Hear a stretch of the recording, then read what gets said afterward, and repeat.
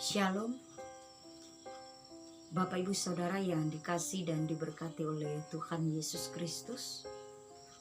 Sebelum kita merenungkan firman Tuhan, mari kita berdoa. Terima kasih ya Allah Bapa di surga atas berbagai berkat-Mu yang boleh kami terima dalam kehidupan ini. Dan terlebih Tuhan, pada saat ini kami masih merasakan sukacita, kekuatan, kesehatan tubuh masih boleh kami nikmati. Kami ada sebagaimana Tuhan perkenankan kami ada. Ya Tuhan, kami akan merenungkan firman. Urapi hati dan pikiran kami dengan kuasa Roh Kudus Tuhan.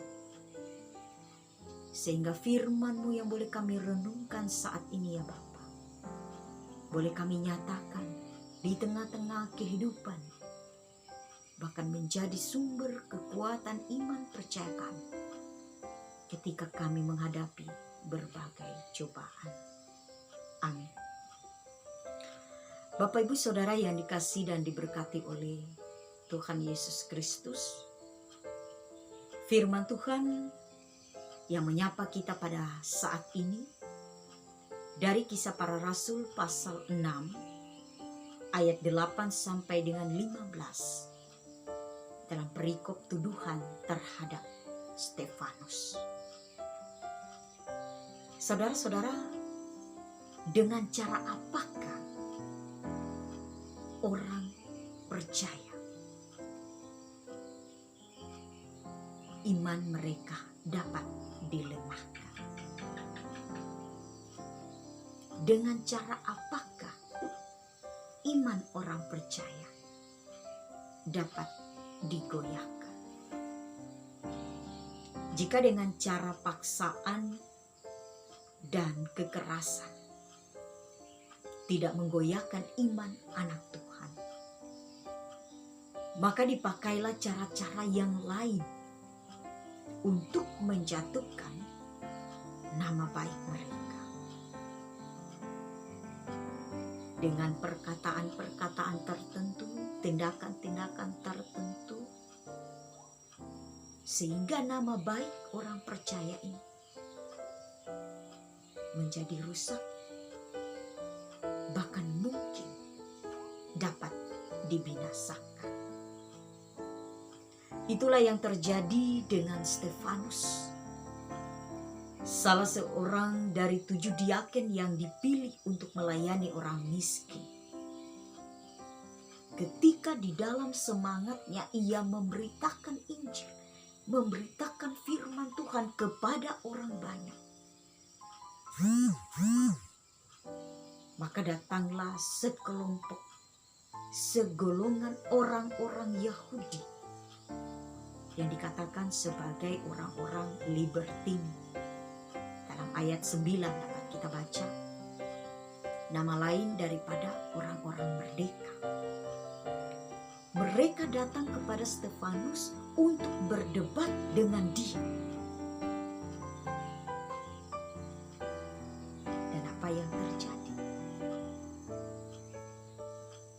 Perkataan Stefanus, apa yang disampaikan, apa yang dinyatakan oleh Stefanus, tidak hanya sekedar ia berbicara, tidak hanya sekedar ia berkata, ia menyampaikan, tetapi semuanya itu ia sampaikan di dalam kuasa Roh Kudus yang menyertainya, sehingga ia berhikmat. Nah, saudara-saudara, ketika hal itu terjadi, bagaimana reaksi orang-orang Yahudi tersebut?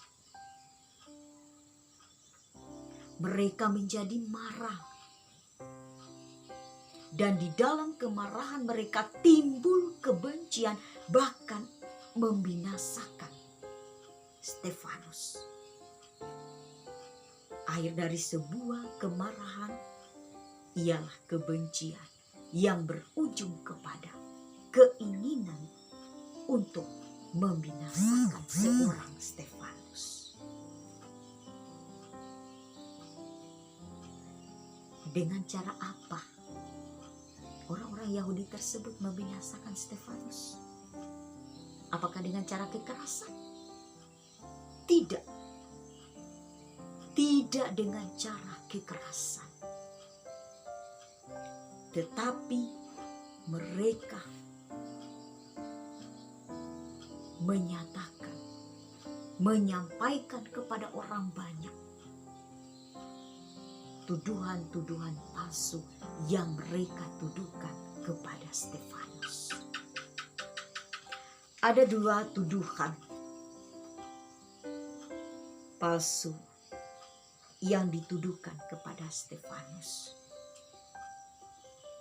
yaitu di mana Stefanus menghujat Taurat Musa dan menghina Bait Allah. Mereka memfitnah Stefanus dengan memutarbalikkan khotbah daripada Stefanus. Bahkan tidak sampai di situ saja. Untuk meyakinkan apa yang telah mereka katakan, mereka mendatangkan saksi-saksi palsu ketika Stefanus diperhadapkan di hadapan mahkamah agama. Namun yang terjadi ketika Stefanus diperhadapkan di hadapan orang banyak, di depan mahkamah agama, orang banyak melihat wajah Stefanus sama seperti muka seorang malaikat. Ayat 15. Bapak, Ibu, Saudara yang dikasihi dan diberkati oleh Yesus Kristus, dalam kehidupan kita sebagai orang percaya, dalam tugas pekerjaan, dalam apapun yang kita perbuat, kita mungkin juga sering mengalami seperti apa yang dialami oleh Stefanus. Kita difitnah, bahkan mungkin kita dituduh melakukan hal yang tidak pernah kita perbuat. Menyedihkan dan menyakitkan. Kita memerlukan pembelaan. Tetapi zaman sekarang ini begitu sulit kita menemukan, kita mendapatkan yang namanya pembelaan. Tapi kita belajar dari Stefanus yang kuat, yang mampu menghadapi segala fitnahan, segala tuduhan palsu yang dinyatakan kepadanya. Stefanus tidak menghadapi itu sendirian. Stefanus mengandalkan kuasa Roh Kudus sehingga ia berhikmat, ia mampu melawan setiap argumen dari orang-orang Yahudi. Maka kita pun demikian. Kita tidak mampu menghadapi segala cobaan, segala tuduhan, bahkan segala fitnahan dalam hidup ini. Dan apapun itu, kita tidak akan sanggup. Dari Stefanus kita belajar, kita mengandalkan Tuhan, satu-satunya sumber kekuatan. Kita mengandalkan Roh Kudus Tuhan, supaya kita berhikmat untuk melawan segala sesuatu yang tidak benar. Dan kita mampu menyatakan kebenaran dalam kehidupan ini. Sekalipun kita mengalami penderitaan. Stefanus sampai pada akhirnya ia tetap kuat di dalam iman kepada Kristus. Maka kita pun demikian. Sebagai orang percaya, kita harus tetap kuat, tetap teguh di dalam iman kepada Kristus. Di dalam doa, Tuhan yang memberi kita kemampuan, kekuatan. Dan dari firman Tuhan ini juga kita dapat belajar.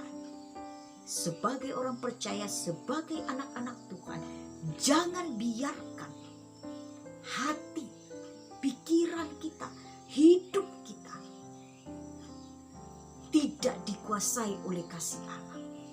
Karena ketika tidak dikuasai oleh kasih Allah, kita telah membiarkan kebencian, kemarahan, bahkan ketidaksenangan kepada orang lain, siapapun juga, menjadi berakar dalam diri dan hidup kita. Tetapi mari kita memohon kepada Tuhan di dalam doa. Biarlah hidup kita, hati kita dikuasai oleh kasih Allah. Sehingga kebencian, kemarahan, ketidaksenangan, apapun itu yang tidak sesuai dengan firman Tuhan, tidak akan mampu menguasai hidup kita. Karena hidup kita terlebih dahulu dikuasai oleh kasih Allah. Kembali ke dalam kehidupan kita masing-masing, Bapak Ibu. Apakah hati kita benar-benar telah dikuasai oleh kasih Allah? Amin. Kita berdoa. Terima kasih ya Bapa di surga. Firman-Mu yang menyapa kami pada saat ini. Firman-Mu yang mengingatkan dan mengajarkan kepada kami bahwa dalam kehidupan ini hendaknya kami mampu seperti Stefanus untuk bertahan menghadapi berbagai hal hinaan, fitnaan, tuduhan palsu, dan lain-lain sebagainya. Bahkan terlebih, sekalipun kami ada dalam penderitaan, kami tetap mampu menyuarakan kebenaran firman Tuhan. Kuasailah kami ya Allah, dengan kuasa Roh Kudus-Mu, supaya kami pun mampu memiliki hikmat yang berasal daripada Tuhan. Dan kami mampu tetap berdiri teguh sampai pada akhirnya seperti Stefanus, hanya tetap di dalam iman kepada Kristus Tuhan. Kami memang Tuhan sebagai manusia, kami lemah, kami tidak berdaya. Tetapi Tuhan, biarlah dengan kasih kami tetap boleh ada sebagaimana Tuhan menghendaki kami ada. Bahkan Tuhan urapi hati pikiran kami dengan kuasa Roh Kudus, sehingga kebencian, kemarahan, ketidaksenangan terhadap orang lain atau siapapun itu Tuhan mampu kami hapuskan, mampu kami hilangkan dalam hidup kami. Dan kami membuka diri, hidup, hati, pikiran kami untuk dikuasai oleh Roh Kudus, untuk dikuasai oleh kasih Allah, sehingga kami boleh menjadi orang-orang percaya, menjadi saksi-saksi Tuhan di tengah-tengah hidup ini yang memang benar-benar mengandalkan Tuhan, bahkan melakukan apa yang Tuhan kehendaki bagi kami perbuat. Terima kasih Bapa. Biarlah kehendak-Mu yang akan terjadi dalam kehidupan kami. Amin. Shalom.